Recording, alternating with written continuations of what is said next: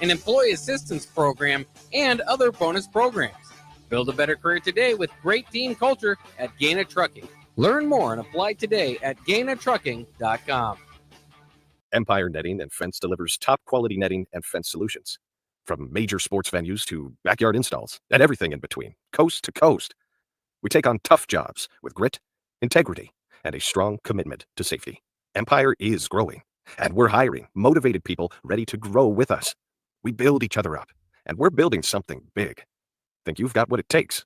Apply now at empire-fence.com. That's empire-fence.com. 93.7 The Ticket is your home for every Kansas City Royals baseball game. Bobby Witt Jr., Salvador Perez, Vinny Pasquantino, and the rest of the Royals attempt to make the postseason for the second season in a row. And you can hear all the action on 93.7 The Ticket and theticketfm.com. Your home for Kansas City Royals baseball. 93.7 The Ticket, Fox, KFXL weather. Brought to you by Bryant Air Conditioning, Heating, Electrical, and Plumbing. The Lincoln forecast for today, we'll see mainly sunny skies, and it will be breezy. An afternoon high around 86.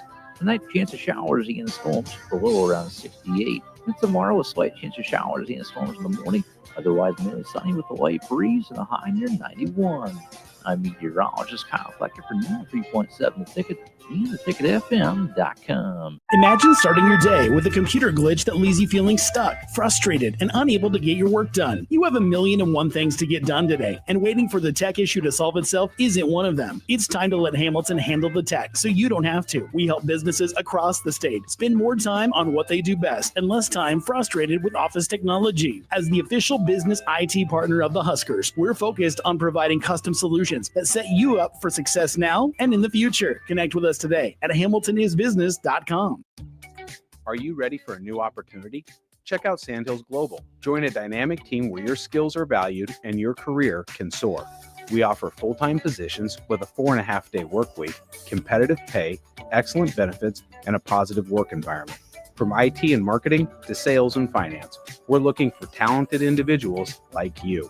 Apply today at sandhills.jobs and take the first step towards an exciting future. That's sandhills.jobs. Don't wait. Apply now. Rashawn Jackson here for Bauer Infrastructure, a veteran-owned local company proudly serving Lincoln, Lancaster County, and the surrounding areas. Bauer provides quality work at an affordable price, and they're growing rapidly. If you want to experience a career with a fast-paced, family-friendly environment, visit BauerInfrastructure.com. They have top-of-the-line benefits, year-round work, even through the winter. Bauer, usher in the new era of infrastructure to an area near you. And as always, go Big Red. You're listening to Bock in the Blackshirt. Terrell Farley. Defending Terrell Farley, who last week in his first start was a holy terror. Number 43. And Jake Bockoven. On air and online at theticketfm.com. Powered by Bauer. Ladies and gentlemen, are you ready for Bock in the Blackshirt here on 93.7 The Ticket? We will have an excellent show for you today. We will go over some NFL notes on the first segment. The second segment, we want to get your all-time best football movie. And we're going to probably try to do the top 10, Bock, if there's enough for the top 10, as we just went over a couple of movies with DP the last hour. But we're going to do it out on the second hour of our, not the second hour, but the second segment of our show. Jake Bockoven, how are you doing, sir? Oh, not too bad. Not too bad. Glad to be with you here on a nice and shiny Tuesday afternoon. Yeah. Went to practice this morning. No reports. You can't. Just guys out there hustling, great coaching and experience. Good to see guys moving around and just make sure it's just making me know we're closer to football season. Yeah, absolutely. How was, I know you can't give too much away from it, but just comparing it to maybe other practices you've seen under Husker football coaches, are they about the same or they run a little bit different? Runs better than Scott Frost. I just threw a big jab. Right there. Yeah. Runs better than Scott Frost practices. That's what I can say. Like I said, I was I was happy to be a guest out there today, and that's about it, Bock, on Nebraska football side. All right, Bock, let's get ready. Let's jump into it. NFL news first, Bock. Like I said, second segment, we're going to jump into best all-time football movie ever. But, Bock, Jacksonville Jaguars listed Travis Hunter as the starting receiver and second-string cornerback in the new depth chart release. That is definitely interesting. So, obviously he wants to play both ways. They're going to have to integrate him in one way or the other. I thought it might be the reverse, though. I thought he might get a few snaps at wide receiver and primarily play cornerback. Yeah, I mean, I think he's a better corner than I do receiver-wise. I mean, that's just my 2 cents. But, watching him play corner, watching him, the things he did, the only reason why I say that, Bock, because I don't think the talent was that good in the Big 12 to let him do all the things he did at receiver. Yeah, and plus how he played us at receiver, he didn't do anything. Yeah. Tommy Hill had a pretty good showing against him. I mean, we'll see. I mean, that's what you kind of wonder is, from breaking it down one way or the other. If he was just a cornerback prospect, would he still be a top 10 pick? Probably. If he was just a wide receiver prospect, would he still be a top 10 pick? Probably. And so that's what kind of put him into that category. So you can't necessarily go wrong here. But I just kind of like you kind of felt like maybe if I was going to lean toward a strength, it would be cornerback. But at the same time, if you invest that much, maybe they traded a lot to get their hands on Travis Hunter. Maybe you want to go ahead and give him the ball, get an opportunity to get him the ball. They got Brian Thomas down there who had a spectacular rookie season. And so they're developing a pretty good wide receiver core there for Trevor Lawrence and crew. And you want to get that connection right away. So, I mean, I don't know. I mean, maybe that makes sense. Maybe he could be more of a specialty cornerback. You put him out there, maybe when they're, 4 wide or something on the field, kind of the dime cornerback. I would hesitate to say nickel because that's pretty much that's 90% of the time out on the field in the NFL anymore. So, yeah, I mean, I'm a little bit surprised with this news, but I still can't wait to see if he can do this at the NFL level, to see how many snaps he's going to do on one side of the ball and the other. He's confident that he can get it done. He's done it his whole career, but obviously you get to the NFL, that's a whole nother level. But we're talking about a Heisman Trophy winner, right? We're talking about a guy that is a different type of guy to begin with. So we'll see. I mean, I talk about one of the most fascinating prospects of all time. And now we kind of get a little bit of an idea of maybe where things are headed. Well, when you say that, though, Bock, this is my thought right here. I would rather use him as a third down nickelback than to use him as an every down corner, especially with him playing wide receiver. Some guys are going to try to be physical with him on the wide receiver side.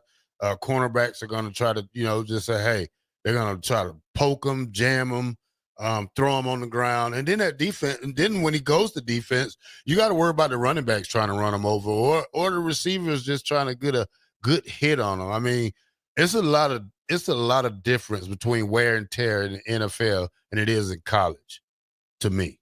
Yeah, I was going to try to pull up Jacksonville's stats from last year because I wonder what are we hoping for out of him as a wide receiver? Obviously, you kind of get into those 1,000-yard marks and that sort of thing, which would be spectacular if that's. But if you're kind of thinking just year one rookie, he's splitting time on both sides of the ball. What would your expectation be for Travis Hunter from year one? Pick a side.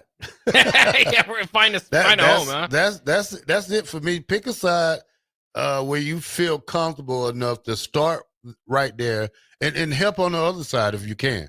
I mean, first I want you to get, go to your true position, which is probably to me corner. That's just my thought about it, Bock, because I think he's a better corner than he is a wide receiver. That's interesting. And the way he jumps on the ball, he's a great ball hawk. If I have to give you the reason for it, ball hawking skills, man-to-man press, jam, just all around great athlete at corner. Receiver, kind of. If I had to name, what kind of receiver would he remind me of? I don't know, Bock. That was kind of hard. Yeah. Well, I was thinking because last year they did have Brian Thomas, who was one of the best rookies in the NFL, led them in the receiving category, 87 receptions for 1,282 yards and 10 touchdowns. Can he do that? That's what I'm saying. It's I don't hard, think he hard can. to top Brian Thomas from last year. Yeah, I don't think he's a 1,000-yard receiver in NFL. Well, and especially with Thomas on the field. You know, I mean, he's still going to be there trying to get his own numbers. Yeah, I mean, it's exciting to have a guy like that, but you got to get the guy who got you that far last year the ball back. You just can't make it the Travis Hunter show. Well, I will say this. Their next leading receiver last year was a tight end, and he had 411 yards. So you have that gap from threat number 1 to threat number 2 being about more than 800-yard difference. And so it looks like there's some room for maybe another receiver to come in there and obviously make his mark. And that's what they traded a lot. They put a lot on Travis Hunter and what he's able to do. So I can get it. And that's the one thing that I would, throughout all this is even though I did maybe like him a little bit more as a cornerback, as a wide receiver, like I said, it's not by much. He's still, in that top 10 pick category. And you kind of think in football and just in general, but especially nowadays, a pass heavy league, how can you affect the game a little bit more? And maybe it's to get the ball in his hands more. Obviously, you can do that on offense more so than defense. Here's what Bear says: teams can just not throw his way and take him out of the game. On offense, you can get him 10 touches a game. Right. This is the NFL. They're going to go at him. I believe that, Bock, especially when you have probably two of the best receiver cores in the NFL that's going to play. And Jacksonville plays in the AFC. Who they play in the AFC with, Bock? I can pull up. I mean, they're in there with the Colts and some of those teams there. I can pull it up, but I was just kind of looking at the cornerback depth too. But let me pull it up here. So you're kind of looking at their schedule. They start with Carolina, and then they have Cincinnati. Cincinnati? Ooh, now lining up on Jamar Chase. They have a 3-headed monster. They have what? 2-3 receivers. Yeah. You're going to have to play one of them. Yeah. And if you look at their kind of in division rivals for them, for Jacksonville, as I run it down here, you got the Titans, Colts, and Texans. Titans, Colts, Texans. Yeah. That's it. Yeah. Texans probably going to run at them. Colts, I don't know what they're doing. That's Austin team. I'll leave that alone. And what's the other one? Titans. Titans. I don't know who's worse, the Titans or the Jaguars. Well, the Titans had the number 1 pick this year, but they're hoping Cam Ward will help them turn it around. But Jacksonville had the number 2 pick. Right, but they had to trade up a little bit. Oh, okay. That sounds good. All right, Bock, Cleveland Brown. Now, not only do they have one quarterback, Bock, they have 2 quarterbacks. They have 3 quarterbacks. Bock, guess what? They have 6 quarterbacks on their roster now. Deshaun Watson, Joe Flacco, Kenny Pickett, Dylan Gabriel, Shedeur Sanders. Now, Tyler Huntley will take. They signed him yesterday. I think Kenny Pickett's hurting. Dylan Gabriel's hurting. Shedeur Sanders has a sore shoulder. Joe Flacco is probably going to be your regular season story. What is the deal with Deshaun Watson? Well, he's injured right now, like coming back from that. It's been 3 years, Bock. I think, as much as you pay him, Bock, sometimes you got to cut your ties. Yeah, I mean, I don't know if they're expecting him to return, but he ruptured his Achilles tendon last year, so that's why he's on the physically unable to perform list for the start of training camp. Not expected to return this season. Another $100 million he gets. What, 60, yeah. 70 million? He definitely hasn't lived up to that contract when he's been on the field, and probably have to get him on the field. One of the worst contracts in NFL history. Oh, without a doubt, yeah. I mean, how it's turned out, unless he can come back next year and turn it around, and then that's what kind of makes it interesting too. Is if Gabriel or Shedeur do take the reins and look good, then maybe you got or Kenny Pickett, I suppose you got a quarterback of the future. Tyler Huntley, I don't know if he's going to fit into that category. Maybe he could. He had a few good weeks there in Baltimore at times, but Joe Flacco's obviously kind of the transition quarterback. So we'll see what happens. He's old too. Yeah, but Huntley, it's kind of funny because when I saw when they did that, it was kind of like, okay, we were all debating who was going to be the starter for the Browns coming in, or who's going to compete. It looks like Flacco's going to get the spot, but we thought it was narrowed down to that room, but it's really just anybody in the world that can play quarterback. Yeah, the Browns might be out there looking for, and they they thought Huntley might be the best opportunity for some competition, at least at this point, which is not a bad idea. Kind of surprised that he wasn't on a roster at this point. Yeah, 6 quarterbacks on the roster. That is crazy. All right, Bock. Teddy Bridgewater expected to sign with the Buccaneers. Last we known, he was suspended by his high school team down there in Miami. Won the state championship last year. Now he starts at training camp on time. Yeah, it's kind of an interesting story because I kind of figured when he, went to coach high school football that he might be done. Hasn't played a whole lot. Played in 2023 with Detroit. I think maybe was on Detroit's practice squad in 2024, or even the active team, but did not register any statistics. So we'll see. I mean, he's still, at an age, 32, I believe, is where he's at. Again, no longer going to be looked at with the upside of maybe he can be your future quarterback. But I mean, he's started plenty of games over his career, 33 and 32 as a starter, but hasn't started a game since 2022. So interesting for him to kind of come off the sidelines, if you will, and give another opportunity. All right, Isabel got another question. When was the last time Deshaun Watson played a full season, Bob? That's the question. I mean, you give him what, $65 million a year for a contract? Yeah, I can pull it up his career statistics here. So 2020 would be the last time he played all 16 games. Years. And that was for Houston, obviously. 5 years. Yeah. And how many games has he played in Cleveland? Since then? Or in Cleveland, yeah. 19 in 3 years. 19 in 3 years. The NFL plays, 16 game schedule? 17 now, yeah. 17 games. So he missed, wow. And it'll be 4 years that he'll have 19. Obviously, with this year, he'll be sitting out. Wow. Yeah. For that giant contract, obviously, we all know about the controversies surrounding it. You got to eat that contract, Bob. You got to eat it.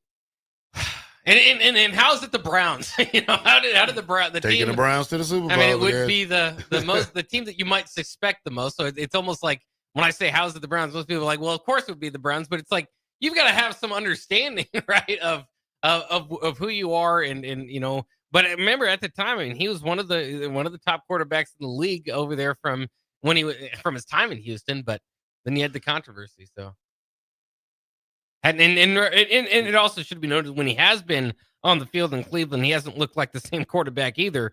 Through those 19 games, he's got 19 touchdown passes and 12 picks. Yeah, cut him.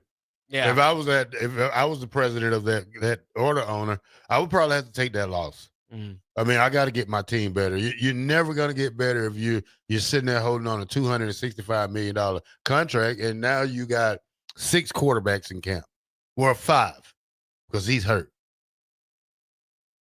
Yeah, I don't know what I mean. Obviously, it's a big contract. Maybe they want to get something out of it, but. That's why I kind of think this year, like at this point too, he's no longer a franchise quarterback. He's not on the field enough. And when he hasn't been fantastic there in a Browns uniform. So, yeah, I mean, I guess the longer the contract goes, the more maybe you can get something out of it. But I mean, I agree with you. I think it'd probably be better now. Again, that's easy for us to say. We're not footing the bill. And so I think that contract's a big reason why he's still there. Yeah, well, that's terrible right there. Cleveland's going to be Cleveland. That's what Cubs just said. There you go. All right, Bock, Thursday night football is back. 3 preseason games. Colts versus the Ravens. Bengals versus the Eagles. Raiders versus the Seahawks. What's your expectation for your Cardinals this year? To be disappointed. That's usually what I do with the Cardinals, but they were right there. It was frustrating last year. They were a team that was knocking on the door of the playoffs, and then they actually lost. They did what the Cardinals do. They lost a game late in the season that kind of eliminated from it. Went to Carolina of all teams. And Carolina was a bad team last year, so it was just like, oh man, fist to the. Or excuse me, yeah, I was frustrated. But in any case. I think with Marvin Harrison Jr., his second year, hopefully a little bit more familiarity there. We'll see. It wasn't like an off season where they brought in a whole lot. Calais Campbell's coming back. They've got a few things going on there. Their defense, I think, should be pretty solid, but they're kind of hovering around like they were last year. probably 500 expectations, but that division feels somewhat open for them as well. You mentioned the Seahawks, the 49ers are going to have to be bouncing back there. So, and obviously, the 49ers going to have to bounce back. So we'll see what happens. But yeah, my expectations are maybe not a whole lot higher than your Falcons expectations. You got high expectations for the Falcons this year? Yes, I do. You Bob. do? Okay. Why Wow, wouldn't I? Surprise, yeah. Why wouldn't I? And Arthur Blank said he thinks this is probably one of the most talented Falcon teams that we probably done seen in the last 10 years. Got a good running back in Bajay. What's his name? Bajan Robinson. Yeah, Bajan Robinson. Michael Penix Jr., Drake London. If we can get the tight end, what's his name? Kyle Pitts on track, we could be dangerous on offense, Bock. We know that we're going to be good on offense. On defense, the Falcons just need to. They just need to button up and play like some men. I mean, last year we struggled. We made a mistake signing Kirk Cousins to that $100 million contract, and and he's still on the Falcons team, isn't? Yeah, he's not going anywhere. He's our backup plan in case something happens. But I think that the Falcons are going in the right direction. Oh, Bock, Cupster and I want to ask you something about Marvin Harrison getting shut down in training camp. Did you see that about a week or two ago? About a week and a half ago? He couldn't even get off the line, Bock. And this was a teammate of his that locked him down. No, I did see it, Cupster. I did see it, and it was true. It was on Twitter. Everything's on Twitter. Not a lie, Bock. That's right. And the Falcons, by the way, though, too, were 8-9 right there with the Cardinals last year. But I talked about the division the Cardinals play in, maybe being a winnable division there in the NFC West, but the NFC South especially. The Buccaneers, obviously, you can see if they can keep Baker Mayfield, that whole story going, but they're the favorites going in. But other than the Falcons, the Panthers and the Saints, I'm not worried about that. Yeah, I don't think the Panthers are any danger, and the Saints probably have the worst quarterback situation in the league outside of the Browns right now. Yeah, we're not worried about the Saints, the Aints, or what we call them. We're not worried about Carolina. I think last year we did split a game with Tampa Bay, so we're looking to capitalize on this year better than last year in that situation. All right, when we come back, we're going to break down the top 10 movies. You can pick your own movies. Go on online and put the 10 best football movies in, and they'll give you 20 of them. I'm going to put my list up. We're going to go get DP. We're going to get Bock's list, and we're going to debate this one more time before we can get it all out the air. But go by my list. I'm going to have the best list out of all of them. 93.7, The Ticket, Bock and the Black Shirt. We'll be right back.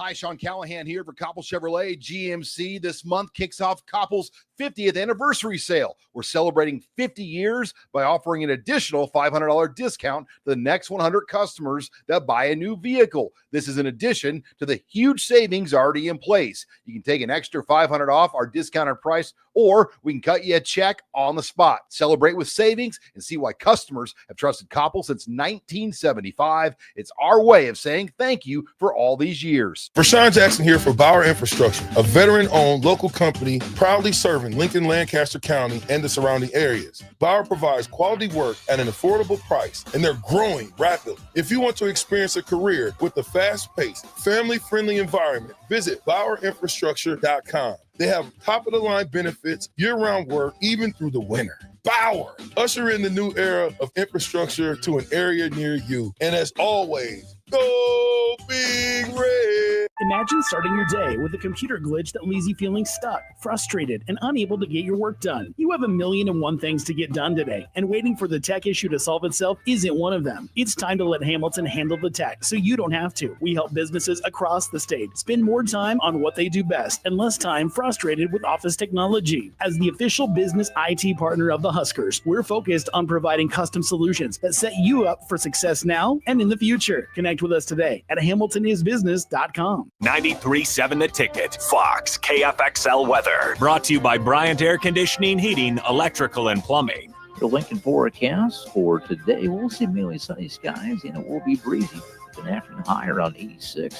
Tonight, chance of showers and storms, the low around 68. And tomorrow, a slight chance of showers and storms in the morning. Otherwise, mainly sunny with a light breeze and a high near 91. I'm meteorologist Kyle Flecker for 93.7 The Ticket and theticketfm.com. Are you looking for an exciting new way to put your skills to work? Explore new career options in the fintech industry at Currency, a Sandhills Global company. We offer full-time positions in financial sales, compliance, operations, and other fields. We also offer a 4.5-day work week, an attractive benefits package, and opportunities for advancement. Put your motivation to work and grow with us at Currency. Visit gocurrency.com/careers to learn more. Empire Netting and Fence delivers top quality netting and fence solutions. From major sports venues to backyard installs and everything in between, coast to coast. We take on tough jobs with grit, integrity, and a strong commitment to safety. Empire is growing, and we're hiring motivated people ready to grow with us. We build each other up, and we're building something big. Think you've got what it takes? Apply now at empire-fence.com. That's empire-fence.com. Are you ready for a new opportunity? Check out Sandhills Global. Join a dynamic team where your skills are valued and your career can soar. We offer full-time positions with a 4.5-day work week, competitive pay, excellent benefits, and a positive work environment. From IT and marketing to sales and finance, we're looking for talented individuals like you. Apply today at sandhills.jobs and take the first step towards an exciting future. That's sandhills.jobs. Don't wait. Apply now. Saturday. Eagle Raceway is open for a full season of dirt track racing action every Saturday night. Don't miss the epic battles on the high banks of Eagle Raceway each Saturday between the Nebraska Septic Sprint Cars, Nebraska Lottery Modifieds, Avid Realty Sport Mods, Valentino's Hobby Stocks, and A1 Iron Stock Cars. Let's go racing. Eagle Raceway, just 10 miles east of Lincoln on O Street. Check out the full schedule at eagleraceway.com. Western Sand and Gravel is hiring for a variety of positions at their sand and gravel plants near Ashland. Apply today and receive a $2,500 hiring bonus. Available positions include plant operators, dredge operators, and shop service technicians. They offer great pay, health benefits, 401k, a wellness program, paid holidays, and paid time off. No matter your experience level, on-the-job training is available to help you build a rewarding career with Western Sand and Gravel. Start your career today. Visit westernsand.com. 93.7 The Ticket is your home for every Kansas City Royals baseball game. Bobby Witt Jr., Salvador Perez, Vinny Pasquantino, and the rest of the Royals attempt to make the postseason for the second season in a row. And you can hear all the action on 93.7 The Ticket and theticketfm.com. Your home for Kansas City Royals baseball. Gaina Trucking is hiring CDL Class A and B drivers. Their strong team culture makes it not a job, but a career. Gaina Trucking offers health, vision, and dental insurance, 401k with company match, an employee assistance program, and other bonus programs. Build a better career today with great team culture at Gaina Trucking. Learn more and apply today at gainatrucking.com. You're listening to Bock and the Blackshirt, on air and online at theticketfm.com.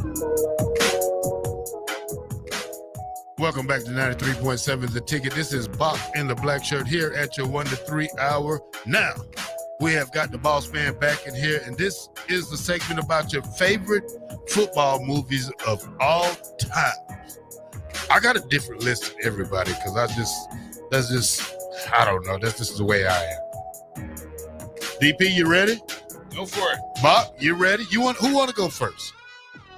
Bock, go ahead. It's your show, man. Have at it. Go ahead, Bock. We're going to give you one time, Bock. We're going to let you go first, Bock. All right. Well, I don't have a top 10, but I do. I'm going to throw out my top movies that I like from football. I will say this, and this might somewhat put a damper on the discussion. I'm not a big sports movie guy. As much as I like sports, I like real sports. And maybe documentaries and such as He just said he likes real sports, but he's the biggest wrestling fan in history of mankind. Whatever, Bob. Hey, that's predetermined. It's still real. Real to me. Real to me, sir. Well, yeah, maybe that's part of it. Maybe I put all my kind of fun time into wrestling. But in any case, I would say one that we didn't mention was Jerry Maguire. Right. I think that's got to be stole mine, Bock. Be up there. Is that a football movie? Yeah. Yeah. Arizona Cardinals, even with Mr. Bidwell there. So not really a football. It's more of a agent He type. only said it because it's the Cardinals. Yeah. He only said it because it's the Cardinals. They highlight the Cardinals, so I like that. And I would say my other favorites would be Remember the Titans. Everybody's got them that one up there for good reason, with the best movies, football or not, of all time. And I am definitely, my favorite football movie is The Replacements, which some people, it kind of just fits nice into a category for me of just enough fun. It doesn't have to be too much based in reality, although a little bit of it is. And then, who doesn't love Keanu Reeves and Shane Falco there? All right, Bock. Bocko's here. Bocko's here. Bocko's here. All right, Bock. I'm going to let DP go last, because he's a genius at this. But I'm going to start my list off, Bock. 1, Remember the Titans. 2, The Longest Yard, the old one. Mm-hmm. Number 3, The Express. Oh, good answer. You didn't see that one, Bock? Yeah. 4, Rudy. 5, The Blind Side. 6, Friday Night Lights. Okay. 7, Gridiron Gang. 8, We Are Marshall. I love that movie. That was a good one. 9, Any Given Sunday. And 10, Varsity Blues. I'm not mad at any of that. And for a variety of reasons. And sometimes we have to give up our perspective on it, right? That connection to it. I like what I like because for a variety of reasons. I'm older than y'all, so I'm going to start with a movie that hasn't been mentioned, but I found it to be one of the more interesting movies, football movies ever made. It was based on a book. Started out being about a series of articles, newspaper articles. The great George Plimpton, sports writer or just writer in general, but he chose to write about the Detroit Lions, and he decided to see if what would happen if a writer went to training camp. And so the Lions said, okay, tell you what, if you're going to do this, do it. Put the pads on. Let me show you what it's really about. And they did a pretty good job of him telling the story, but then they did a movie. And they had Alan Alda from MASH fame play George Plimpton. But he goes to training camp, and this is in the Alex Karras, Lem Barney era of the Detroit Lions. And he goes to camp, and they actually do game footage of him playing for the Detroit Lions. It's amazing. Paper Lions is so good. If you have not seen it, it is a great insight to the process. So that falls in line for me as one of the best 10. Little Giants. Yeah. Little Giants. Maybe the most fun. Maybe the most fun of them. Characters, great character development. Replacements, top 10, absolutely. That would be number 8. And not necessarily, these aren't in any order. I'm just giving you the 10. Blindside is 7 in that list. Simple enough. Varsity Blues is 6 in that list. What did I have? I'm at my top 5, or the final 5. It's not the top 5 because we're not going to do that. Tom Georgevich. Is that a name? Is it? Georgevich. Quarterback? Linebacker. Oh, the Green Bay, was it? No. Oh. Tom Cruise in All the Right Moves with Craig Dabney as the head coach. And he's an Iron City high school linebacker who goes through some stuff. And Georgevich is a great story. If you haven't seen All the Right Moves, go, do it. Longest Yard is in the top 5 as well, or the final 5. Makes all the sense in the world as far as that goes. Great stuff along the way. North Dallas 40 being at 3. Heaven Can Wait at 2. And then if I could have the honorable selection, honorable mention, Invincible with Donnie Wahlberg. Yeah, that was a great one. A good one. But Brian's song is the GOAT. and it's there. I did not have Jerry Maguire in it because I didn't think that was a football movie. Friday Night Lights took a negative because if you haven't seen the 30 for 30 on Dallas Carter High School, Bock, have you seen that? I don't think so. 30 for 30 on Dallas Carter High School. It's the first Dallas high school program to win a state title in football in Texas in 50 years. But it tells the story of all the things that went wrong. They had to battle the school system because one teacher reported them as having an ineligible player. They blocked them and kicked them out of the state tournament because of the one player. Courts go back and forth, and then it goes absolutely left.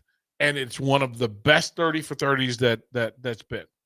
It's one of the best 30 for 30s. Dallas Carter.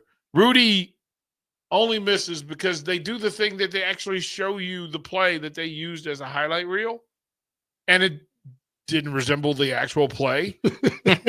Like, it doesn't remember. It wasn't even necessary. Remember the Titans is truth, so it's not there. And then as much as Any Given Sunday is a football movie, it's not. It's one of the great it's Al Pacino's. It's my favorite Al Pacino role. Jamie Foxx at his best. The fact that Jamie Foxx and LL Cool J fought the entire movie because Jamie Foxx says LL thought it was real. He thought the games were real. So, like, living his glory days. He was like, man, he goes, why are you all in my face? This ain't real. Like, what are you doing? The fact that they used Jim Brown and Lawrence Taylor, and it certainly didn't hurt. Cameron Diaz was exceptional as the owner's daughter. Those are the two honorable mentions. The same thing with Invincible is that Vince Papale, we watched those Eagles, and he had 4 plays. Yes, it's a great story that he made the team, and all of that was beautiful, and the fact that he bought into playing it. But the football scenes in it were bad.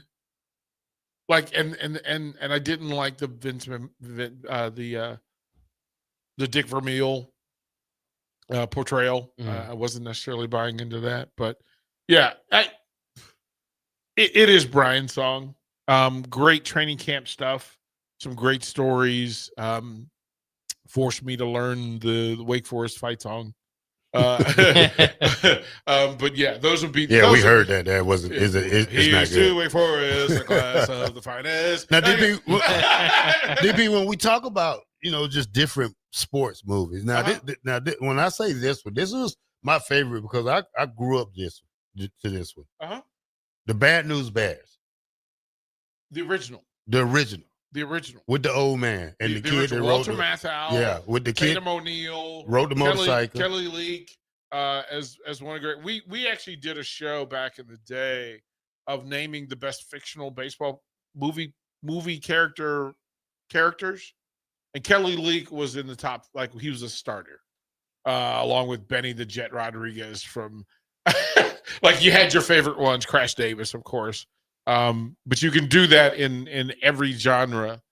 Football, basketball, baseball are the 3 main ones. You could do it for hockey, but there just aren't that many hockey movies, which is weird because because it's the hardest one to mimic in movie portrayal by people who don't play hockey. Russell Crowe actually had a pretty good one. Alaska. They had one where Mystery Alaska is a great one. They had one filmed in Nebraska. I forgot the name of it. Hockey movie. I forgot this actor. I'm trying to think of his name. Paul Newman was a part of with the Jets. The Fight Brothers. You had that whole thing. It depends on your sport because basketball is easier. It's only 10 people. Mr. Carter, Coach Carter, Hoosiers. You can do the same thing for basketball because it's easier to isolate plays. There's only 10 players on the court. Football, you got to get 22 actors to do football properly, and we don't know anybody who could emulate Terrell Farley on the edge. So, and the fact that has there been a Nebraska Husker? Have they made a movie like Brooke Barringer? Have they done a movie? Nothing like, not like live acting or anything. Don't you think that would be exceptional? Wouldn't that be a great movie? I think so. Wouldn't that be? Yeah, the day before. Wouldn't that be? They should call it the day before. It was the day before the draft. Right? That would be a great movie. Yeah. I keep giving out $1 million ideas. Nobody's listening. People don't pay attention to me. That I'm just giving away $1 million ideas. But in Nebraska, I mean, think about it. If you had a Coach Osborne movie, it would be #1 in the country. If you had a Bob Devaney, if you had a Nebraska football movie, it would be. I mean, think about the programs that have had. Syracuse has 2. Texas Longhorns, LSU, they all have their own. Well, we've heard from the maybe like the 30 for 30 crowd. Well, they was going to do a 30 for 30, but the way they was going to do it, they didn't want us to do it. Well, That's what I'm getting to is that the people involved with Nebraska football don't necessarily like the story. The story would be so entertaining because there's a lot of ups and downs and questions and but Nebraska football doesn't want to be reflected in the questions in the the downs part of the ups and downs of it. But I mean, think about the Scotty Bowman. If you work that way, then you don't have Rudy because, quite frankly, the coach got fired because they weren't doing what they were supposed to do, and then the next coach was disliked because of all the politics. Yeah, but I mean, I think if you put like the Lawrence Phillips stuff in there, it's like harsher for like today's person to understand that he did not get suspended, let alone thrown off the team, all that sort of stuff. I think just part of that doesn't want to be reflected as well. Was it true? I mean, if you did it, would that be? I don't know. It's conflicting stories about this whole thing with those two, how it happened. Nobody will never know the truth except the 2 people who was there. Well, but here's the thing: you could tell the story of Nebraska football without telling that story. You could, but then you got to leave a big part of it out. If you're telling the story, how do you go from Michigan State to Lawrence Phillips rushing for 500 yards to bam, 8 games out? What hurt? No. If you told the story of the greatest college football game ever played, if you just named it the game of the century, and you went to 1971 and you told the story of that team and those games, that's a movie. That's a movie. Yeah. You could start it literally if you were going to tell the story of that 95 team, right? In order to tell the story of 95, you could go back to 83 and tell that story. Yeah, you're right. Would you like literally you start the game with the play in the end zone, right? The whole history of it. You set the table. Oh my goodness, this is Nebraska football. He can never win the big one. He's never going to win the big one. How do we recover from this? Flash forward to 94, you recover. And you have a similar moment in a critical game where the play is made. Well, I think you can't leave out the Florida State game. That's one that's got to be in there with the fumbles and the punt return that got called back. Right, you said it's a lot it's a lot you could add to it. But couldn't you tell that? Yeah. I think that was a university thing. That wasn't a us thing. That was a university thing that they didn't want to happen. But here's the part that I will say. To say that you can't tell the story of Nebraska football without talking about that incident isn't true because there are people here who live here who don't know the story. Yeah. So you literally can tell the story. You can build a whole fan base, generational fan bases, and not tell that story. So you have to go back to Decade of Dominance and Reflection of Perfection was 2 DVDs that we made in 94-95 season. Like it's literally the thing we talk about, Bock.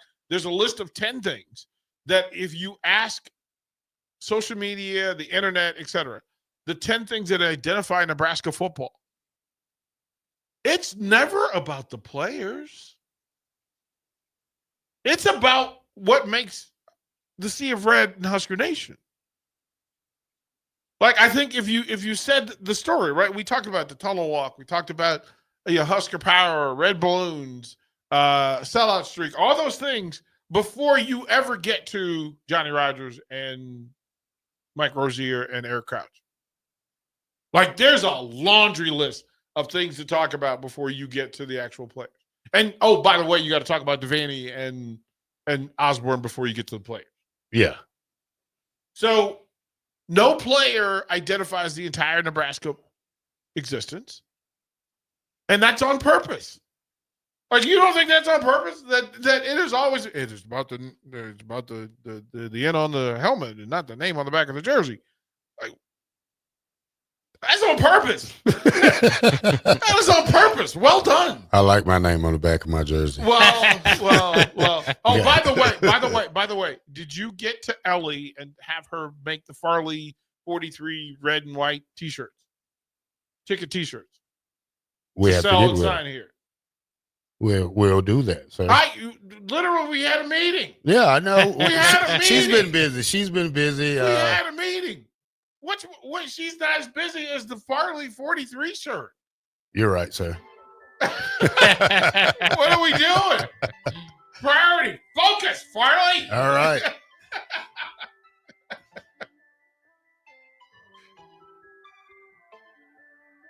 All right, 93.7 The Ticket, Bock in the Black Shirt. We'll be right back after these few messages.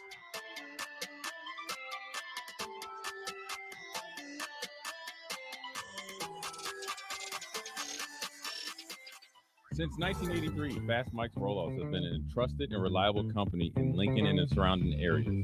Fast Mike's handles all sides of construction projects, home renovations, or big cleanouts. With the perfect size dumpster to fit your needs, Fast Mike's Roll-Offs will haul it all. With same-day delivery in Lincoln, affordable rates, and top-notch service, Fast Mike's Roll-Offs make cleanup quick and easy. Call now at 402-450-6828 or visit us online at fastmikesrolloffs.com. Book your dumpster today. Fast Mike's Roll-Offs, cleanup made simple. 93.7 The Ticket, Fox, KFXL weather. Brought to you by Bryant Air Conditioning, Heating, Electrical, and Plumbing. The Lincoln forecast for today, we'll see mainly sunny skies and it will be breezy. An afternoon high around 86. Tonight, chance of showers and storms, the low around 68. And tomorrow, a slight chance of showers and storms in the morning. Otherwise, mainly sunny with a light breeze and a high near 91. I'm meteorologist Kyle Flecker for 93.7 The Ticket and theticketfm.com. Western Sand and Gravel is hiring for a variety of positions at their sand and gravel plants near Ashland. Apply today and receive a $2,500 hiring bonus. Available positions include plant operators, dredge operators, and shop service technicians. They offer great pay, health benefits, 401k, a wellness program, paid holidays, and paid time off. No matter your experience level, on-the-job training is available to help you build a rewarding career with Western Sand and Gravel. Start your career today. Visit westernsand.com. Saturday. Eagle Raceway is open for a full season of dirt track racing action every Saturday night. Don't miss the epic battles on the high banks of Eagle Raceway each Saturday between the Nebraska Septic Sprint Cars, Nebraska Lottery Modifieds, Avid Realty Sport Mods, Valentino's Hobby Stocks, and A1 Iron Stock Cars. Let's go racing. Eagle Raceway, just 10 miles east of Lincoln on O Street. Check out the full schedule at eagleraceway.com. Wall-to-Wall Wine and Spirits is your place in North Lincoln to go for all your needs in wine, spirits, and beer. They also have a large variety of cigars in their walk-in humidor, and they have a top-notch walk-in temperature-controlled high-end wine room. Plus, you can enjoy free samples from their tasting bar. There's only one place to go for all your needs for spirits and cigars. That's Wall-to-Wall Wine and Spirits on North 27th Street in Lincoln.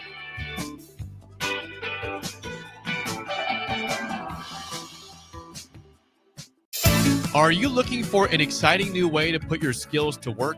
Explore new career options in the fintech industry at Currency, a Sandhills global company.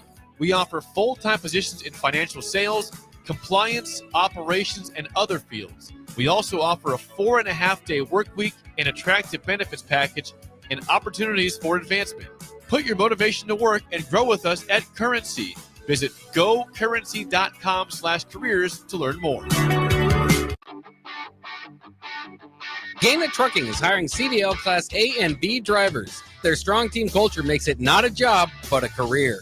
Gaina Trucking offers health, vision, and dental insurance, 401k with company match, an employee assistance program, and other bonus programs.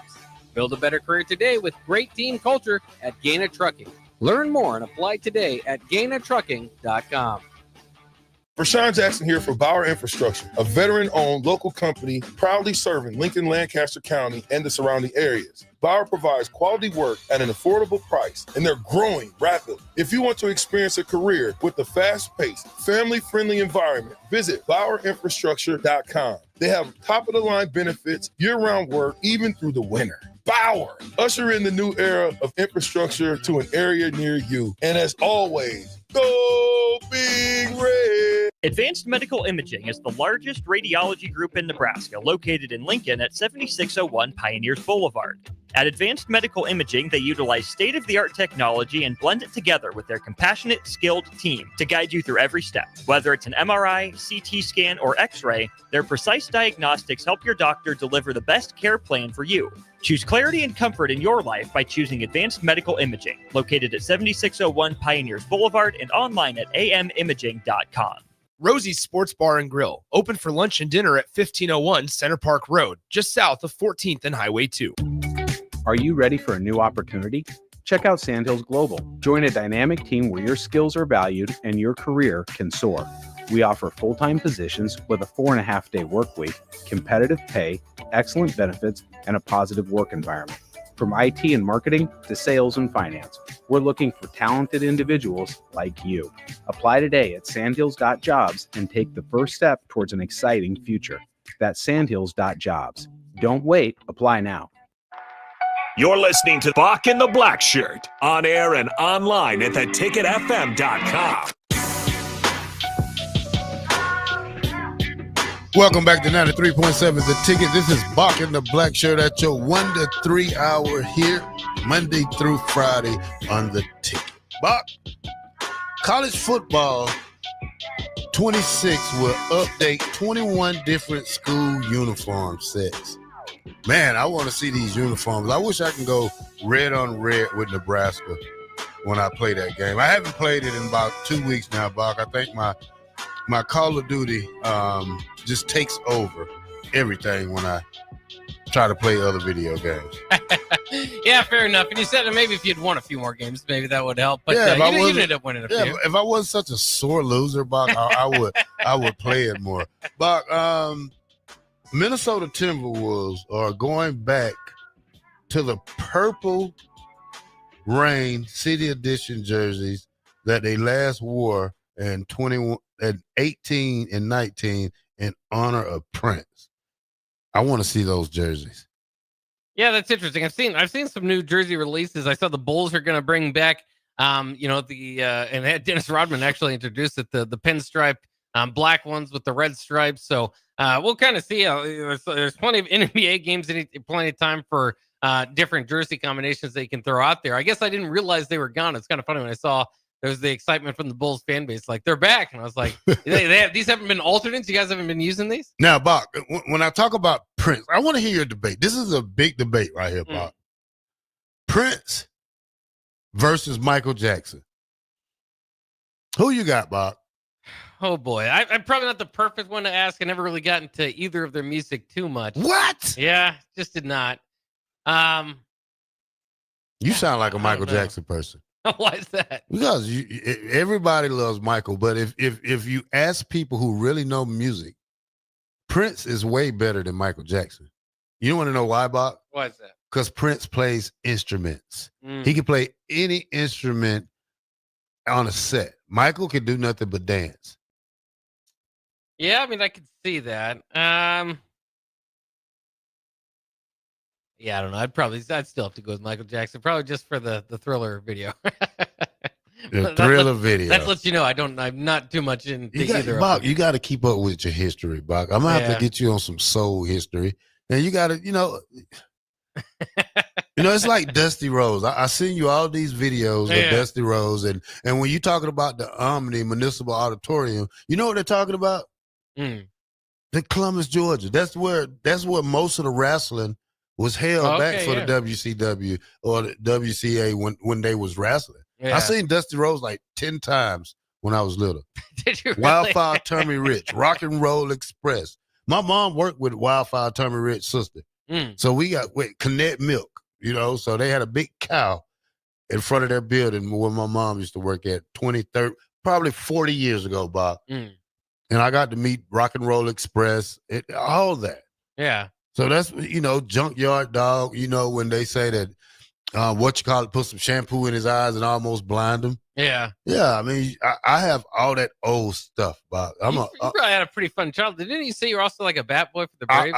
I was a bat boy for the Columbus Mudcats. Columbus Mudcats. Yes, there was an affiliation of the Houston Astros. Oh, okay. That's I seen Michael when he came to play for the Birmingham Barons. Also Frank Thomas when he was sent down to AA. You did see them? Yes. Yeah. Who else?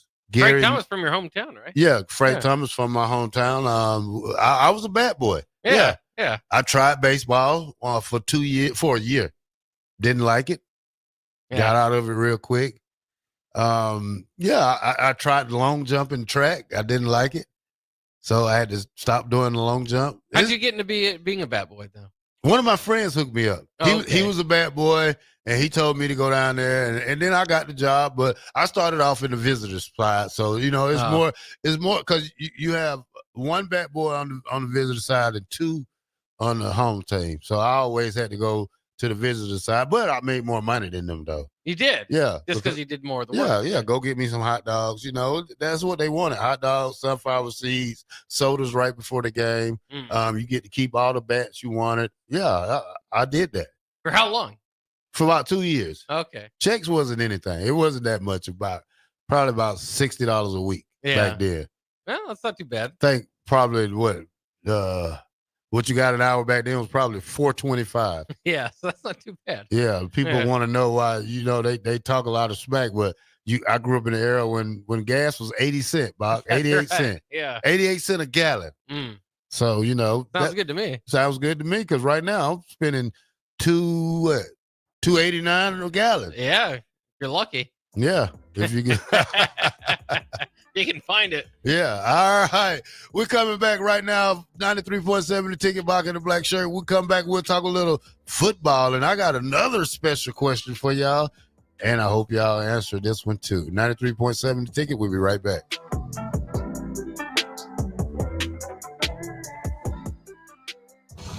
Saturday. Eagle Raceway is open for a full season of dirt track racing action every Saturday night. Don't miss the epic battles on the high banks of Eagle Raceway each Saturday between the Nebraska Septic Sprint Cars, Nebraska Lottery Modifieds, Avid Realty Sport Mods, Valentino's Hobby Stocks, and A1 Iron Stock Cars.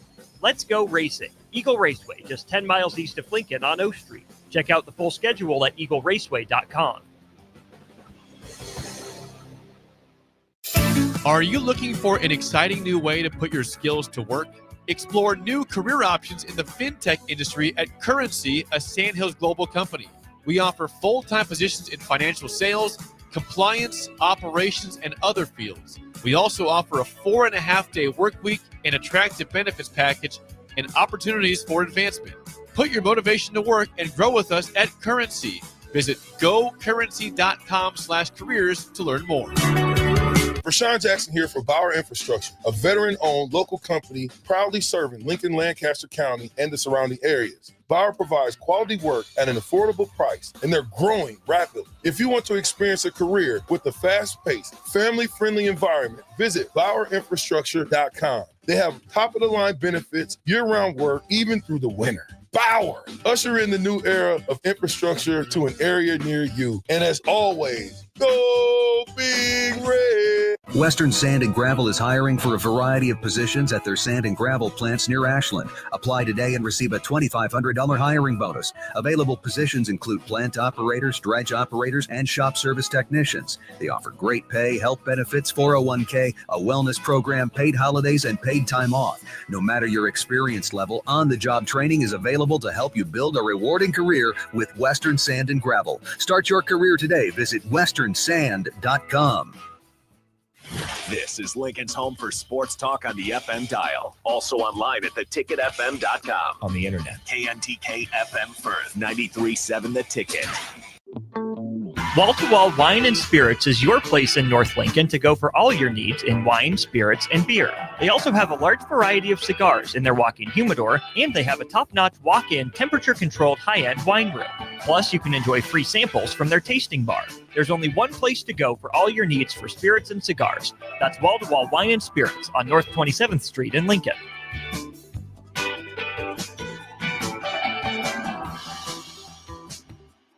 Since 1983, Fast Mike's Roll-Offs have been a trusted and reliable company in Lincoln and the surrounding areas.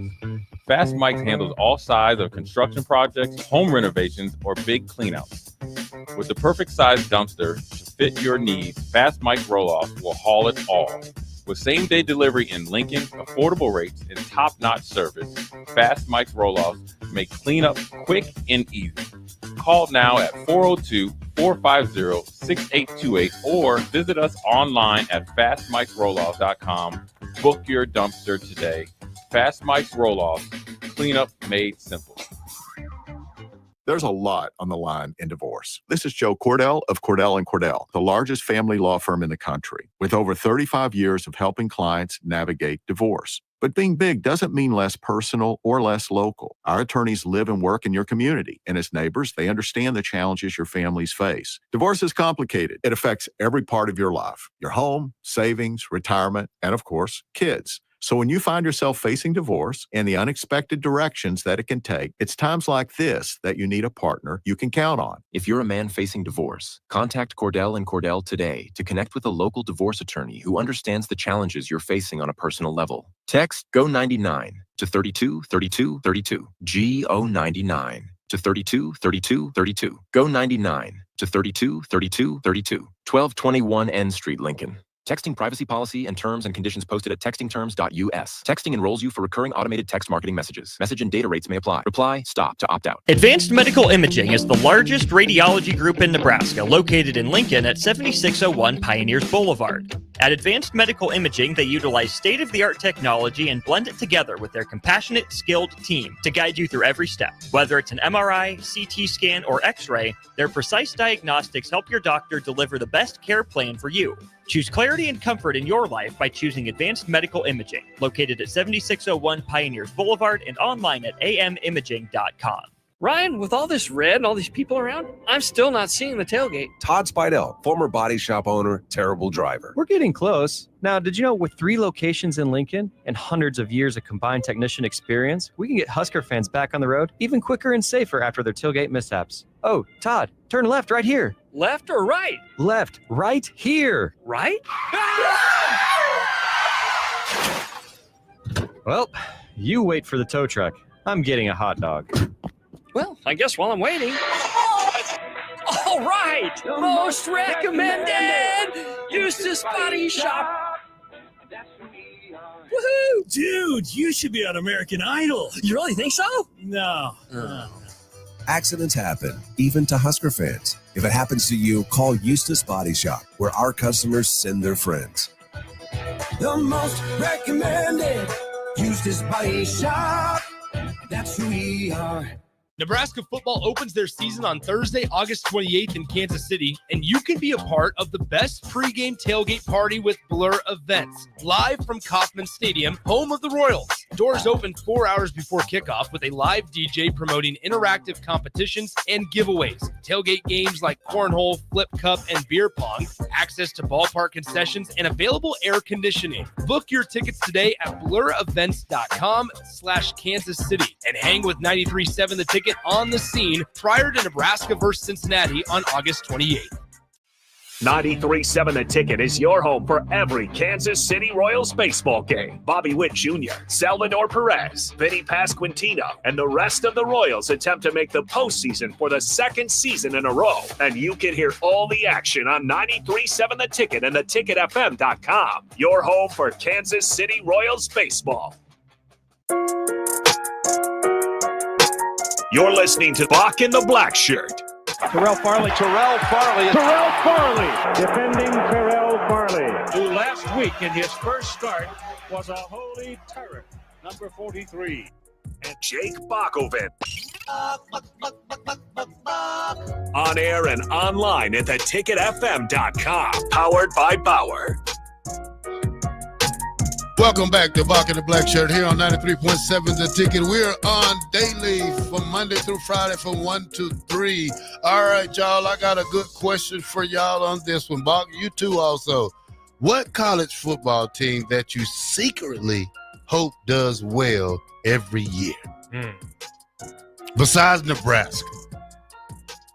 I've got my teams in every conference. Now, the conferences have shifted a little bit, so now I have to change it. But I'm prepared for this answer. I always cheered for Arizona State out in the Pac-12. I always cheered for Georgia in the SEC. The former Big 12 would probably be Iowa State, and then the ACC is. I always cheered for North Carolina. So those were those. I got easy answers there. I'm ready. I'm ready and loaded. Those were my teams growing up. Bock, I asked for one team. You gave me 7. I know. I told you. Yeah. One team that you just really, really, really like. Besides Nebraska, Bock, who is it? Well, and those are teams I think I can say. Duke? I like Duke football, sure. Yeah, you went to go see him play. Yeah, I have to. I've let it be known a little bit over the last couple of years, so it's less of a secret. But I think that most shamefully is that I do watch a lot more Iowa football than I probably than Husker fans would like to. They're gonna get you, Bock. Bill says LSU. LSU, okay, yeah, it's a good team. Georgia Tech for me. I know what Georgia. Really? I know what Georgia can do. Yeah, I'm waiting for Georgia Tech to get over that hump. So once could be the year. Yeah, this could be the year right here. Played last year, played great.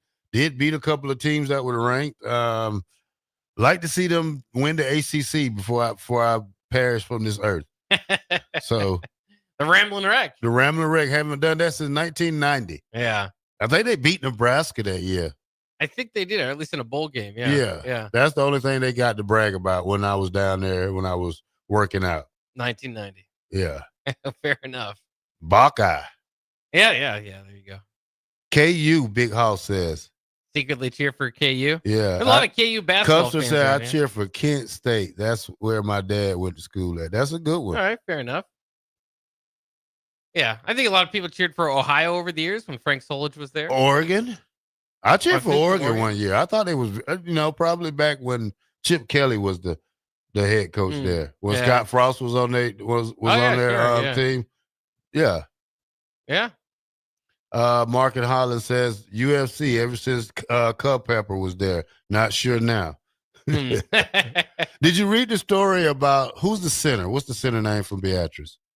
Cam Jurgens. Cam Jurgensen. Did you read the story about him and Scott Frost? Yeah, well, just kind of saying why they didn't win games here. Yeah. I didn't read it. Yeah, I mean it wasn't a whole lot. It was just he kind of was briefly asked about it and said they just they just didn't make the plays when they needed to basically to win the games. And so I mean he didn't do a whole lot about it, but it's interesting because he thinks that the Nebraska should be at this point in the Matt Rule era competing for the playoffs, and he's used to himself, obviously, coming off the Super Bowl win and all that, competing in the playoffs, his years in the NFL. So that maybe should be the mindset of Nebraska this upcoming year. And I think it would be. I will say this in this discussion, because I think it's kind of interesting that I do typically cheer for the powers that the powerful programs in college football, the traditional powers, the blue bloods. Even sometimes, you don't necessarily like to cheer for them because, usually I spent a lot of my youth growing up arguing with their fans online about why Nebraska was a better program. But I think the sport, and in any sport, is better with their biggest brands being good. So I like to actively, like Texas is a team, I play enough with the Iowa stuff, but Texas, I don't have a whole lot of love for. In fact, I dislike them about as much as I dislike the Yankees. So, on the level of most hated sports teams. But during those years when they really started, the end of the kind of the Mac Brown era, the Charlie Strong era wasn't all that great. I felt like there was a piece missing where it was fun to cheer against Texas and see them going 5-7 year in and out. But it's more fun to see them be happy and then have their happiness taken away instead of just a season-long frustration. So I would say in this conversation, I cheer for I want Texas to be good and then lose a meaningful game. I don't necessarily cheer for them to lose every game. Maybe in a 1-year basis, I might enjoy that. But, it's just one of those things where, it hurts harder if you lose something that's a little more meaningful. Well, probably one of the hardest games for me was probably was it 14 and 13 when Nebraska played Georgia back-to-back bowl games. Oh, that's right. Yeah. That was probably the hardest for me because I didn't know who I wanted to cheer for. Me being from the state of Georgia, and I was in Georgia at the time. Oh, you were? Okay. Yeah, and to be with all my friends, and I'm the only one cheering for Nebraska. Yeah. I think we did win one. We won the first one. We did win one. I think it was the second one. The second one. Yeah, we beat them. But I think that was probably my hardest time to pick my home state over my college team. Well, and too, you got to remember that's not the Georgia of now. That was the Georgia, kind of the Mark Richt years where they were, don't get me wrong, a top 15 program, but not the top 5 program that we see them as today. Yeah, that was a bad feeling. All right, Bock. Besides week 1, what other date do you think has the best games? Oh boy. I would say without a doubt in my mind, it's always rivalry weekend. I look forward to week 1 and the first week and the last week of college football. So we'll see. I mean, at this point you can step back and say, okay, well, these teams should be good. We'll see how the matchups end up. And last year I was worried about rivalry weekend because obviously with the expanded playoff, are some of the games going to lose some meaning? Well, if they did, it wasn't there, it wasn't obvious for the players because there were a lot of battles, fights on the field, that sort of stuff, which maybe, again, shouldn't be hyped up in the media, but it was, and because it was a big story. I mean, so I would say rivalry weekend along with week 1 are always my favorite ones. I'm sure there's some other dates, though. Week 20, September 27th. Okay. Bama versus Georgia. Yeah. LSU versus Ole Miss. Oregon versus Penn State. Oof. Can't get no better than that, Bob. Yeah, Bama, Georgia, and Oregon and Penn State in the same weekend. That's going to be fun. Yeah, that's going to be a great one. Somebody sent us something, Bob. I got to see. 7826 says Nebraska men's basketball all-quarter century team. You see that? Yeah, I did see that. Which obviously they just but he wants me to scan to scan it. Yeah, I think that one maybe you have to pay to read it or something. But I don't have no. For the most part, I can remember who was on there. Teran Petaway was on there. James Palmer Jr. Was on there. Bryce Williams from this past season was on there. Now that I've named him off, there's maybe one I'm missing. I know Alex Mark was there for the 5th guy. Maybe no Bryce McGowan. I don't think Bryce was on that team. Remember his freshman season was okay, but the team wasn't all that good. So the guy we had last year, what was his name? Bryce Williams. He signed with the overseas team, or was that? That was Juwan Gary. That was Juwan Gary. Okay. Yeah. What was that? He's going. I don't know where Juwan Gary is going, but I know Bryce was working out in the NBA Summer League recently with the Pistons. I could look up where Juwan Gary is going. All right. Emmett Johnson is added to the Dope Walker Award watch list. Good job, Emmett. Yeah, absolutely. Yeah. Should be. All right. What else you got there, Bob? I was just trying to look it up where he signed here. So he's going to, with some of the overseas names, I don't know if I'm going to be able to pronounce them anyways. But he's going to be playing in Europe for Spyro Basket. Is pleased to announce that they've signed him. So we'll kind of see what he's able to do. Hopefully, sometimes you have to take that step maybe to get to the ultimate level of the NBA. And sometimes, maybe the NBA is just not in the cards, but you can still make a lot of good money playing overseas or even, around here. But good job for Juwan Gary. All right, Bock, I'm going to see if you know this one right here. You ready? Yeah. Each Power 4 team all time, the longest winning streak. I know Oklahoma should be at the top of that one. 47. Yeah. Bud Wilkinson days. Nebraska had obviously their long one. 26. In the 90s. Okay. Ranks 13th. 13th. That's still pretty long. Trying to think. Miami got to have a pretty long one. 34. Number 3. Okay. Who you think number 2 is? So where was Nebraska at 26? No, yeah, 26. Okay. I got Oklahoma and Miami. USC? 34. They're tied with Miami at 3. Oh, okay. Number 2. They play in our conference. Okay, they do. They came from the Pac. I already mentioned USC. So UCLA? Oregon. No. Washington. Washington has a long 40. win streak. What did it have the years on it? No, it doesn't have the years on it. Washington's 40 win streak. That's crazy. Yeah. Pitt has 32, Texas 30, Clemson has a 29, Florida State has 29, Georgia has 29, Michigan has 29, Alabama has 28, Michigan State has 28, Nebraska 26, BYU 25, Central Florida has 25, Minnesota has 24, Ohio State has 24, and it goes Notre Dame 23, Penn State 23, Tennessee 23, Arkansas 22, Florida 22, Arizona State 21, Colorado 21 game winning streak, Auburn 20 game winning streak, Iowa 20 games. They're number 25. Okay. So I was looking up that Washington one. Maybe why I don't remember it is because I wasn't alive for it. 1908 to 1916 was their 40-game winning streak under Gil Dobby. And it looks like that was part of actually if you can kind of reverse it there, a 64-game unbeaten streak. So they must have tied there to end the winning streak. Yeah, that's baloney. I had no clue. Washington. When do you cut off the record book, Bock? What year should you leave it open? That can be difficult. I mean, because you played a different amount of games, different opponents, different style of football, obviously. I mean, the numbers are only growing or getting bigger. So if you almost cut it off, you'd almost cut it up at the top. But as far as like those old dominant, runs, I mean, there were teams across the country. I mean, remember, this is way before even bowl games were considered. So it was really more of a regional sport. And then, certain publications would name off their national champions. So, I mean, I think you've probably got to get into, I mean, I would consider it all as far as history. There's certainly levels and tiers when you might consider changes in the sport, but if you want to cut it off before, the forward pass at the turn of the century, fair enough.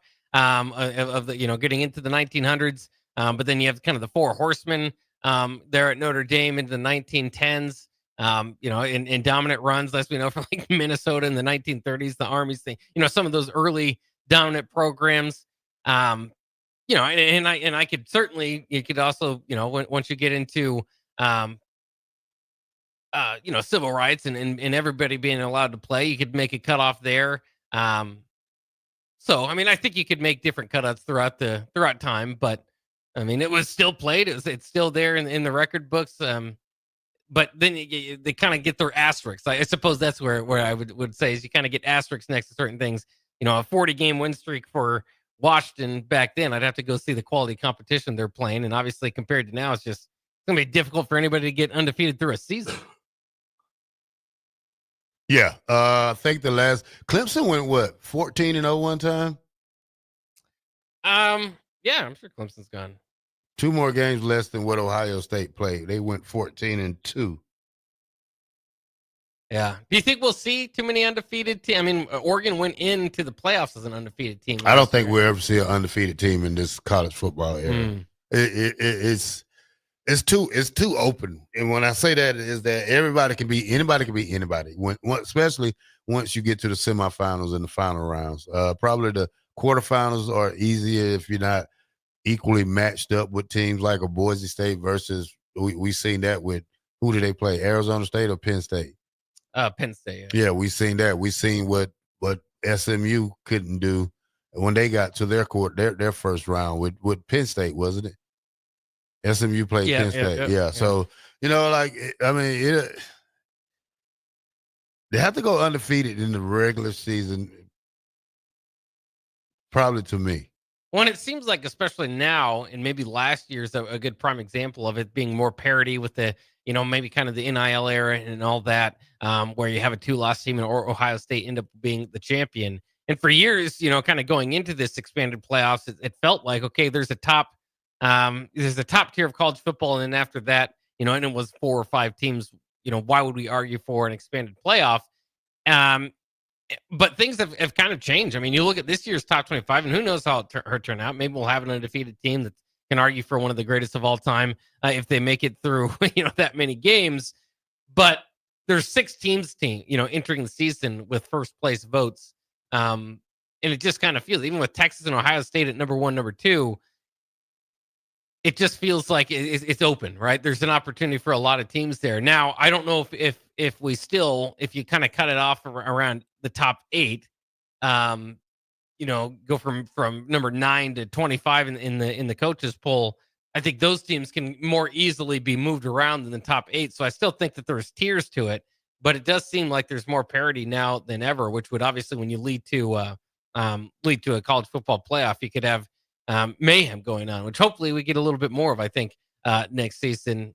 This year's playoffs was interesting. The mayhem was more in the seeding than maybe in the games. All right, Bock, we're going to go to break, and when we come back, we're going to listen to some coaches and players from today's press conference right here on 93.7 The Ticket.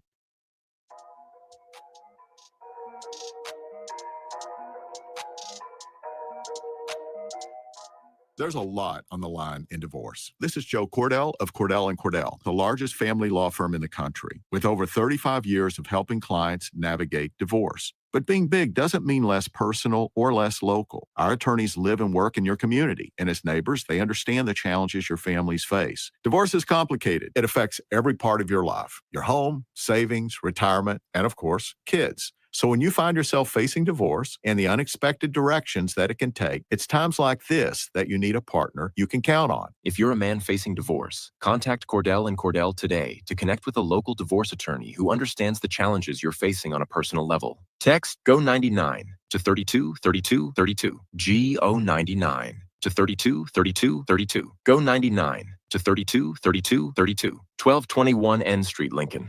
Texting privacy policy and terms and conditions posted at textingterms.us. Texting enrolls you for recurring automated text marketing messages. Message and data rates may apply. Reply, stop to opt out. Select Plumbing and Utility has been serving Lincoln and the surrounding area for 14 years, and they're not slowing down. Select Plumbing and Utility handles all your plumbing needs, from faucets and water heaters to full renovations, and they can even help with your heating and cooling needs. They're also Lincoln's underground experts, repairing and replacing broken underground water and sewer lines since day one. Contact Select Plumbing and Utility today at 402-560-6197, assuring excellence in every situation, opportunity, and challenge. That's 402-560-6197. A1 Automotive's second location is now open at 5110 State Hill Drive, just off of Yankee Hill Road. The new location continues to specialize in all makes and models and provides personalized service as they have for 15 years.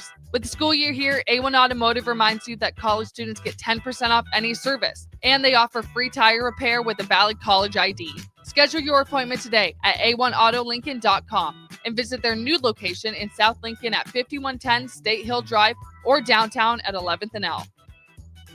At Valentino's, we're on a mission for tradition. On every slice, for every bite. Golden baked crust, cooked to perfection every time.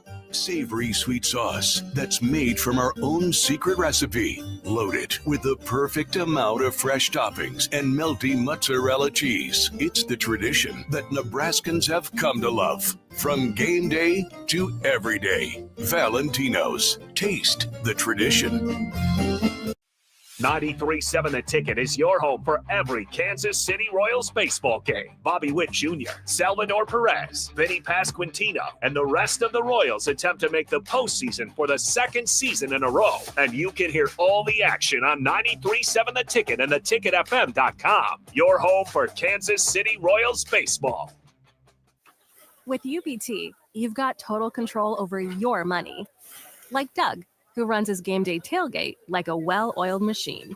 I got burgers, brats, chicken, dogs, plus all the fixins. And with the UBT Go app, I can track my food spending from anywhere. Pro move. They don't call me Grill Sergeant for nothing. No matter your goals, UBT helps you feel good about reaching them. Union Bank and Trust. Member FDIC. Batter up! Join us this summer at Haymarket Park for 50 action-packed Salt Dogs games running now through August. Visit saltdogs.com for updates on everything you need to know about weekly promotions, giveaways, and special events. That's where you'll find the latest updates to make sure you catch all the excitement and never miss a homestand you want to attend. Haymarket Park is your ticket to fun all summer long. Visit saltdogs.com to get your tickets and unleash the fun. Ryan, with all this red and all these people around, I'm still not seeing the tailgate. Todd Spidell, former body shop owner, terrible driver. We're getting close. Now, did you know with 3 locations in Lincoln and hundreds of years of combined technician experience, we can get Husker fans back on the road even quicker and safer after their tailgate mishaps? Oh, Todd, turn left right here. Left or right? Left, right here. Right? Well, you wait for the tow truck. I'm getting a hot dog. Well, I guess while I'm waiting. All right! Most recommended! Eustace Body Shop! Woohoo! Dude, you should be on American Idol. You really think so? No. Accidents happen, even to Husker fans. If it happens to you, call Eustace Body Shop, where our customers send their friends. The most recommended Eustace Body Shop. That's who we are. This is Bill Mitchner, Executive Director of Lincoln Lighthouse. Did you know Lighthouse provides multiple programs for students such as one-on-one tutoring and mentoring, as well as pro-social skill exercises, while providing them a nourishing meal and a safe space during all months of the year, even during school breaks. Learn more or contribute to Lighthouse at lincolnlighthouse.org today.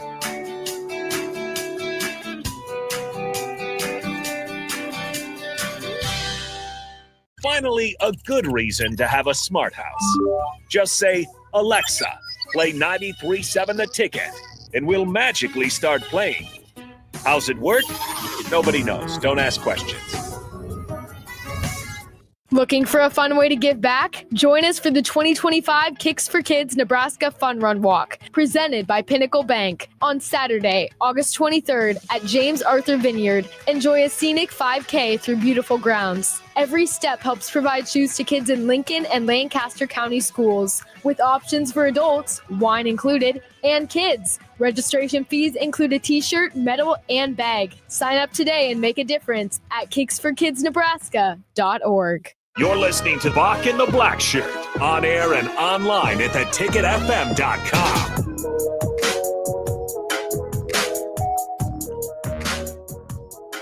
Welcome back to 93.7 The Ticket, Bock and the Blackshirt. Here we are powered by Bauer. Infrastructure. Bauer. Underground. Brand. Excavating. All right, Bock, let's hear it for some of the press conference today with coaches and players. We will break them down as we go. All right, here today we heard from John Butler and Addison Williams. Of course, Addison Williams, the new secondary coach. John Butler, the new defensive coordinator. So let's jump into it as we anxiously await what was heard this morning today in the press conference. We'll start with the DC and him talking about the physicality that they have at practice. What's the tackling look like? Yeah, I would say from a physicality standpoint, that's just something we got to keep working every day. I think we've had, maybe this is our second full padded practice. We've had a couple practices in uppers, but it's, to me, I think I've said this before, but football is such a unique game in that you can practice, all off season and lift and train weights, but the contact aspect of this game and how it's being limited, by NCAA rules. And even when you're in the NFL, like the NFLPA, you can only have so many contact days. So you got to maximize those. So, we're working a lot of thud and just strong, thud tackles now. And eventually we'll get to some live to the ground stuff, but you got to have that balance of maximizing the physicality of your whole team, but our defense, but at the same time, keeping everybody healthy. So I think it's a work in progress. Interesting. Maybe not the answer you would necessarily want to hear, but the answer that is probably true across the country. Not allowed to do as much physicality as they were once in college football. So thud tackling. What's your opinion on thud tackling, Terrell? Is it good enough? Can you put enough physicality into it when you're not bringing somebody to the ground? No. No, Bock.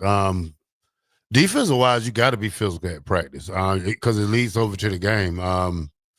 When you say thud, you still bring guys down. We also had that type of practices when we was thudding, but we wouldn't bring them all the way down, but we'll try to act like it's a live situation. Being the most physical defense comes with practice. Practice. You got to practice being physical. You just can't line up and think just because you lift 330 pounds or 400 pounds deadlift that you're going to outman somebody. No, you got to be physical, nasty with it, everything associated with that part of football. Yeah, we'll see. It'll obviously be exciting for the defenders when they can bring somebody to the ground, too, to show that off. All right, here's Coach Butler talking about taking over as the defensive coordinator. I know that I'm not around the players as much as I like. You know, one of my favorite things, you know, I mean, I am out of practice. I am, obviously. But during the daily, there's a heavy burden of organization, of making sure that we're all aligned based on Coach Rule's message and Coach Rule's desires as far as where he wants our defense heading, planning for walkthroughs, planning for practices, scripting.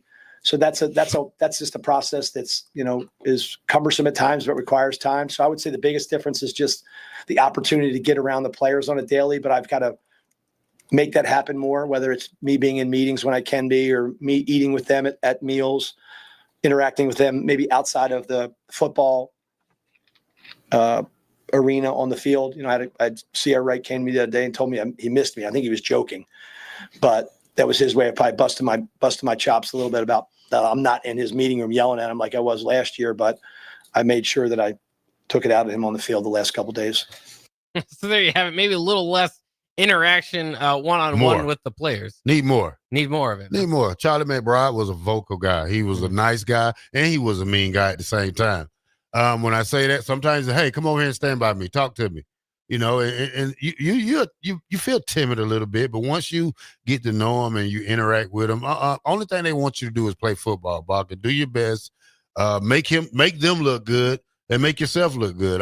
Charlie McBride probably goes down as one of the best defensive coordinators probably in Nebraska history. Not if, but is. Yeah. And playing for him was one of the best things that I ever experienced, having a defensive coordinator like that. Once he gets to know you, he knows you in and out. Charlie McBride's the type of guy where he say, hey, let's blitz on third down. Let Farley loose. So, you know, and that's the way he ran his defense. He let us loose early. I mean, this is not just a coach who would blitz on third down. We blitzed on first down. So we wasn't afraid he wasn't afraid to let us rip early. Even if you messed up, he would rip a hole in you and still hug you at the same time. But, you know, you still have to go out there and play the game. It's just you got to know your players. You got to get to know them, and they got to get to know you. Yeah, interesting stuff there. All right, let's move on to some more of John Butler's comments right now. Of course, there was a heavy amount of rotation in the defense the last couple of years under Tony White. Here is John Butler talking about the right amount of players to rotate into a game. Yeah, that's a good question. I think as many good players as you have, right? So, you know, the defensive line rotates. We try to rotate as many people as we can. I don't think there's a set number, but I think you'd like to be like at least 3 deep at corner and then 2 deep each safety position, kind of have a rotational aspect of your D-line. So I don't have like a number in my head as far as like a whole number, but you've obviously got to have backups and then backups to those backups, which we, you know, like in today's practice, we repped a lot of those younger players, trying to get them up to speed and get them up to the standard. So I think, you know, depth is huge, but as far as the number, I can't really maybe give you that. Yeah, so we'll see. Like, you're not going to say, okay, we want 18 defenders going into the year. Like you said, I think probably the best part of that answer is enough guys that deserve playing time. That's who's going to get rotated in. Well, you got to be stacked in college football. Bob, you probably want to be 3 deep, and 3 deep with every guy know what they're doing. When you see teams like Ohio State, they can take a first team guy out and the second team guy can get right back on the same level as that first team guy. I think having depth in different spots is good. I mean, you want to be 2 to 3 deep at linebacker. Somebody gets hurt, but you also want that other backer in that group to know what the other linebacker is doing. So, you know, the best thing about college football, Bock, especially on defense, is knowing what the guy next to you is doing. I think when you get on the level of being a great defense, that that you know if we're blitzing, you know that you got to do your job and I got to do my job. And that's one thing I learned about when I was a black shirt is that everybody knew each other's job. Everybody knew I knew what hole that guy had to be in. That guy knew what hole I was coming in, unless he wanted me to run my cleats up his back. That's one reason why, a lot of them know their stuff, because you don't want to run into each other, makes you look bad on tape. Just learning everything about your defense is the best part about playing on a great team. Well, we'll see too. Part of it is going to see how many of the young guys can get into the action quickly to provide some of that depth. John Butler talked about Dawson Merritt in particular in his development. I think he's made some strides over the last couple of days that have kind of excited us. He's obviously was a highly recruited player that for all the right reasons, because great family, great background, great player. And I think he's starting to get a little bit more comfortable in the system, being out last spring with not really being involved because of the shoulder. I think he's now catching up. But I would say he's a player as well as, a lot of those other guys that we're excited about in that room. It's interesting to see if Dawson Merritt can come along and maybe get some snaps this year. Here is John Butler here on the defensive line and how it's holding up this for season so far. Yeah, I think our D-line is heading in the right direction. Terry's doing a great job with Coach Phil as well, just getting those guys ready. Obviously, it doesn't take a rocket scientist to understand that Nash and Ty are one type of players, and the guys we have are their own style and they have their own strengths, and that's our job as coaches, is to maximize their value based on their skill set within our scheme. So we're young there, but I'm encouraged that those guys are developing. Made some impact plays out there today, both in the run game and the pass game. This is a process and development program, so everybody is going to keep getting better every single day. The D-line specifically, and we all know to be good on defense, you got to have a good D-line. So that's what we're going to keep working towards.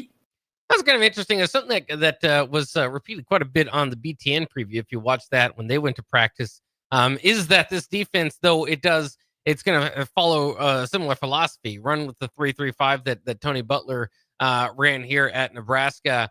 Because it's been successful, that doesn't mean it's going to look the same as it did under Tony Butler, and that's less to do with Butler and maybe more to do with personnel. Tony Obviously, White. Nash and sorry, I keep saying it. But Nash and Ty have different body types than what you have there, and obviously just different levels of development as well. So especially on BTN, they were kind of pointing out, okay, this team might have more athleticism, edge rushers, maybe than interior stock defensively. So it might look a little bit different. Does that concern you at all? Going into the year, when we talk about replacing those guys, it was like, okay, who can be the guys that step up and play similar to them, or are you looking for guys to kind of do their own thing and make their own mark, and the defense might look a little bit different because of that, but that doesn't necessarily mean it has to be worse. Yeah, but when we say that, I mean, you can't replace Ty and Nash. Those are two giantly guys. I don't see a guy on our roster that big, probably that physical, that demands a double team. Probably I think both of them demanded double team at the same time. So I know we don't have that on this team, but like I said, I mean, we have to keep them off the linebackers at the same time. So you have to play your role. You can't be a stunt man out there. You can't be a sack master when you don't really have the size for it up front. Yeah, it'll be interesting, especially with the run defense, which has been the staple of Nebraska's defense the last couple of years. Of course, last year didn't even give up a rushing touchdown in any home games last year. That was quite a statistics they were able to pull out of that. But in general, does that decline at all without those kind of big bodies up front? Maybe in exchange, you might have a better pass rush with some of the athleticism they have toward the outside of that line. Is that better in Big Ten play? How often is that going to come to fruition or matter more? I mean, you'd rather usually be good at stopping the run, and not to say that they won't, but it's going to have to look different. So I think that continues to be a question mark for the Huskers going into the season, and it's been acknowledged the last couple of days that it is at least it's going to look a little bit different this season. All right, let's go with the quality of play from the linebackers. We got about two more from Coach Butler today. I think they're developing. I think they're good. I think they're young. They're getting better. I think the guys we're rotating really, we have a 3 deep right now of obviously our oldest players, Javen, but we got some good young players that have juice and have energy and play physical and, getting a lot of reps. So I think that aspect of our team, we have good depth. Rob's doing a good job. We just got to keep grinding. So obviously we talked about the depth, the need for that at linebacker. We've talked about all offseason. That's going to be tough. There's going to be a couple guys that aren't starting that are going to be pretty darn good and be able to help out with this defense. And so I think rotation will be pretty heavy there at linebacker this year. Well, first you got to keep these guys happy, Bock, because, we're in this period of time where if a kid feels disrespected, they will leave. I know that we have to get the best athletes on the field, but at the same time, a guy like Vincent Shavers needs to be out there on the field. You see the way he played last year. You see the way he played in the bowl game, and that's one guy we can't let get away. That's like the Ernest Hausman effect. Yeah. So I'm still mad about that part. Yeah.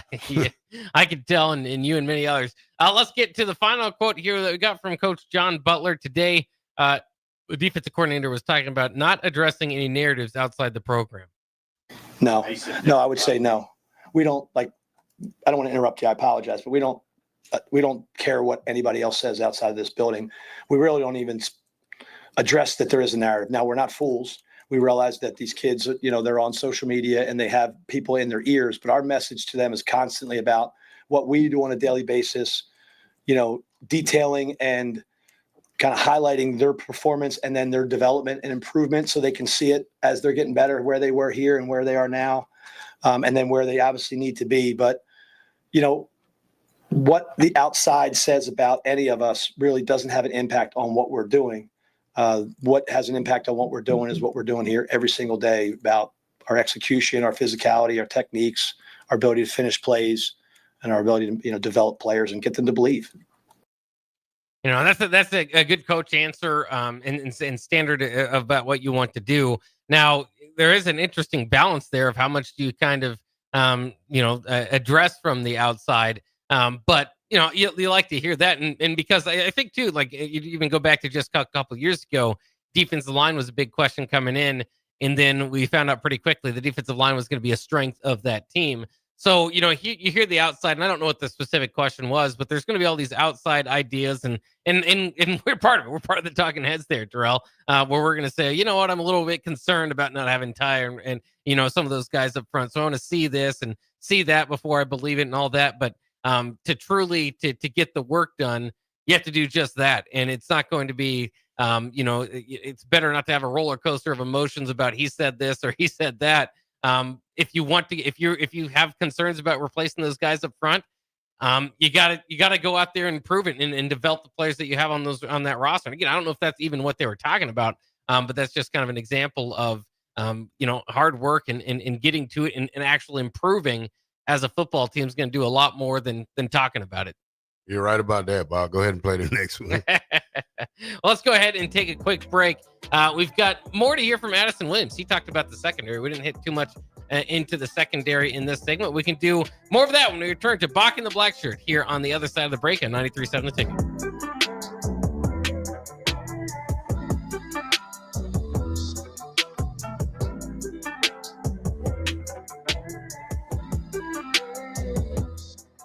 At Valentino's, we're on a mission for tradition. On every slice, for every bite. Golden baked crust, cooked to perfection every time. Savory sweet sauce that's made from our own secret recipe. Loaded with the perfect amount of fresh toppings and melty mozzarella cheese. It's the tradition that Nebraskans have come to love. From game day to every day. Valentino's. Taste the tradition. Batter up! Join us this summer at Haymarket Park for 50 action-packed Salt Dogs games running now through August. Visit saltdogs.com for updates on everything you need to know about weekly promotions, giveaways, and special events. That's where you'll find the latest updates to make sure you catch all the excitement and never miss a homestand you want to attend. Haymarket Park is your ticket to fun all summer long. Visit saltdogs.com to get your tickets and unleash the fun. Ryan, with all this red and all these people around, I'm still not seeing the tailgate. Todd Spidell, former body shop owner, terrible driver. We're getting close. Now, did you know with 3 locations in Lincoln and hundreds of years of combined technician experience, we can get Husker fans back on the road even quicker and safer after their tailgate mishaps? Oh, Todd, turn left right here. Left or right? Left, right here. Right? Well, you wait for the tow truck. I'm getting a hot dog. Well, I guess while I'm waiting. All right! Most recommended! Eustace Body Shop! Woohoo! Dude, you should be on American Idol. You really think so? No. Accidents happen, even to Husker fans. If it happens to you, call Eustace Body Shop, where our customers send their friends. The most recommended Eustace Body Shop. That's who we are. This is Bill Mitchner, Executive Director of Lincoln Lighthouse.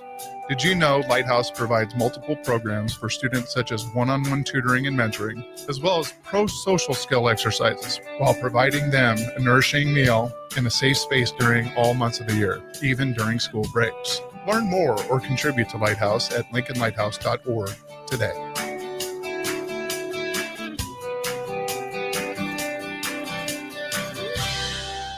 Nebraska football opens their season on Thursday, August 28th in Kansas City, and you can be a part of the best pregame tailgate party with Blur Events, live from Kauffman Stadium, home of the Royals. Doors open 4 hours before kickoff with a live DJ promoting interactive competitions and giveaways. Tailgate games like cornhole, flip cup, and beer pong, access to ballpark concessions, and available air conditioning. Book your tickets today at blurevents.com/Kansas City and hang with 93.7 The Ticket on the scene prior to Nebraska versus Cincinnati on August 28th.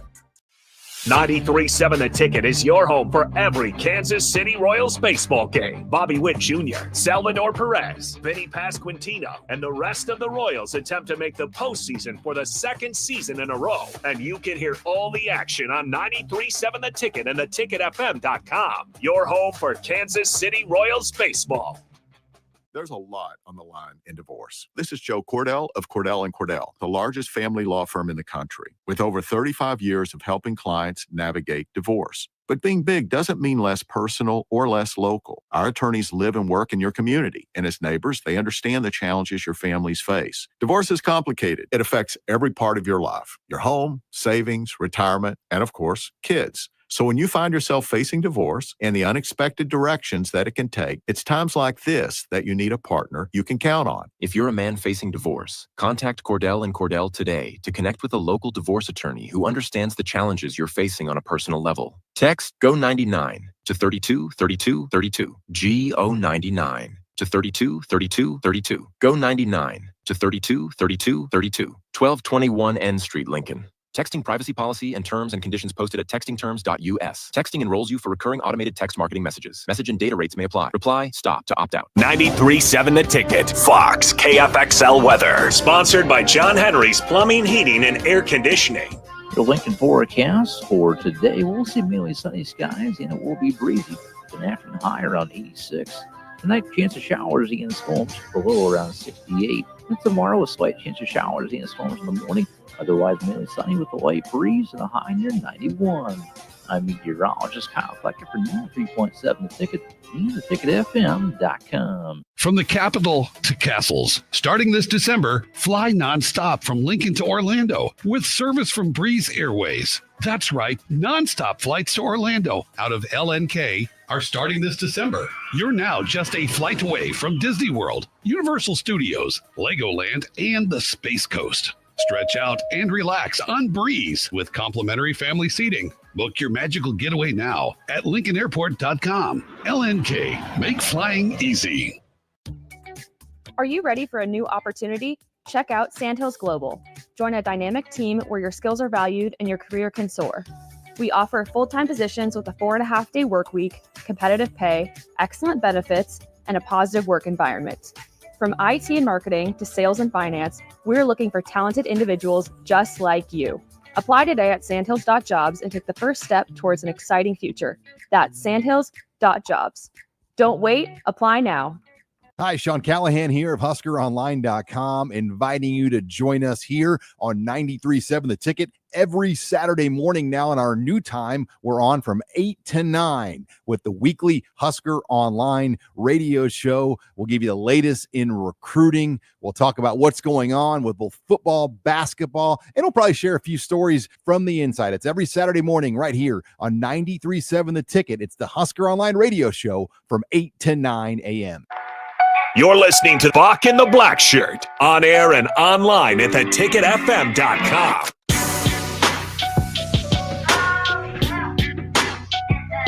All right, welcome back to 93.7 The Ticket. This is Bock and the Blackshirt here daily from 1 to 3.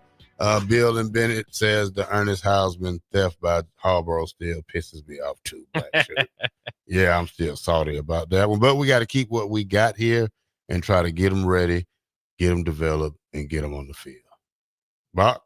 Yeah, let's get into some more of the audio we heard, this time from Addison Williams, Nebraska's new secondary coach. We'll just start with this one. Who are the best 5 defensive backs? I really do not, man. Those guys are battling. And one thing that we're doing, we're mixing the groups up quite a bit, and not just mixing up the 1s, 2s, and 3s, but mixing the groups as different guys playing with each other. And so just seeing which guys fit the best, what chemistry the best, who communicates the best with each other. So we're definitely still in the process of figuring that out. So yeah, I didn't give you an answer there, but at least they're at least giving an answer about how they're going to go about figuring that out. Here is how he responded to if and how Dylan Raiola and the receivers challenged the defensive backs in practice. It's been a challenge. I wish you guys could have been out there today. Those guys made some unbelievable catches, and Dylan made some unbelievable throws. But the biggest thing is iron sharpens iron, and that's one of the big recruiting tools that we use. You know, we're trying to get guys here. You're going to play against high-level guys on the other side of the ball every single day. You're going to play against a high-level quarterback every single day. So why not come here and be a part of this? And so we're definitely, it's a battle every single day at practice between the offensive guys, skill guys, and the defensive skill guys. If they're Addison Williams talking about iron sharpening iron, hopefully that's the case for Nebraska. Let's get into some players specifically. Addison Williams addressed Andrew Marshall, who ran out with the number 1s the other day at cornerback. Drew is a pro. He's a pro. I 100% agree with Coach Rule on that. And the one thing about Drew is that he has that chip on his shoulder coming from an FCS school, and he feels like, hey, I should have been here before now. But now that but he's not holding that as a grudge, against anybody else, but he's taking it and using that as motivation from a standpoint as, hey, I'm here now, so I'm going to go prove myself. And he has that mentality, whether we're in the weight room, whether we're running gassers, film room, wherever we're at, he has that mentality. He's a real competitor. So I hear that. Andrew Jones, Andrew Marshall, let's hope that he is a pro at the next level for Nebraska. That would help out significantly, and maybe could take that cornerback spot opposite Sierra Wright. Yeah, it looks like a good group out there. Hope we can get the best players on the field. Last year, we had so much hope about our DBs that we kind of got let down at the last little bit of the season. But, we need a strong start from Sierra Wright and these guys, and the rest of them to step up and try to make something happen early in the season.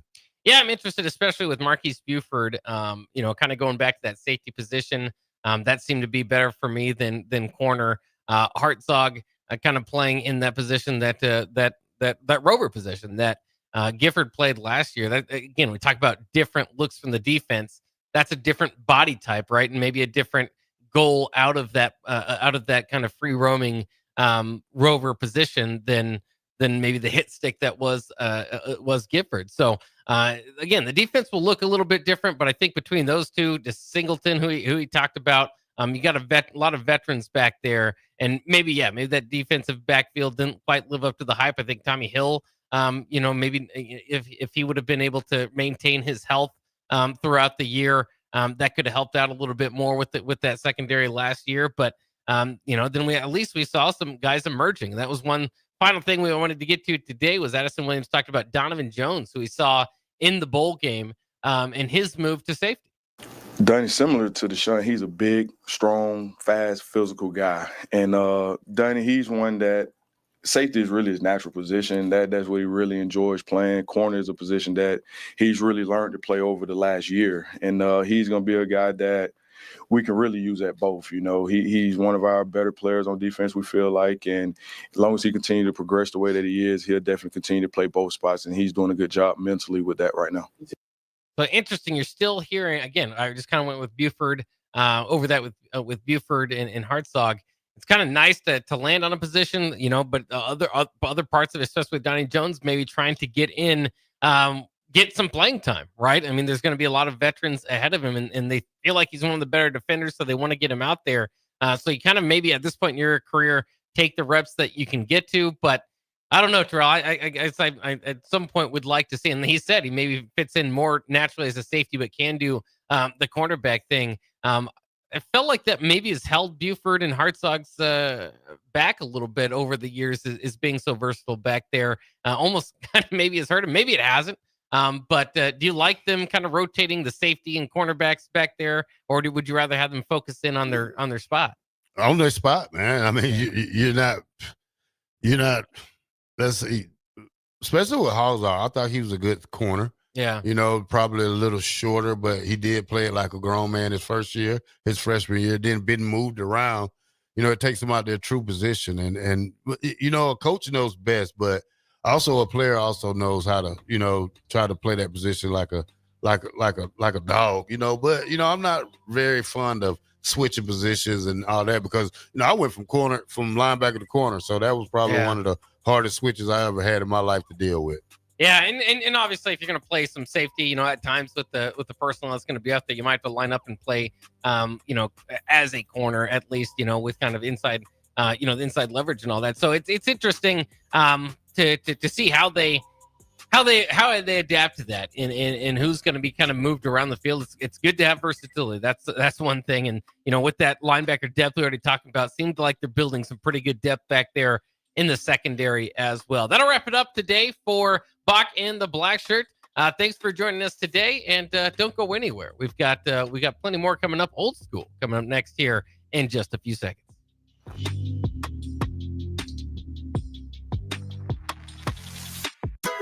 Hog Wild's giant sub baked potatoes are anything but basic and really hit the spot when you're craving a little comfort food.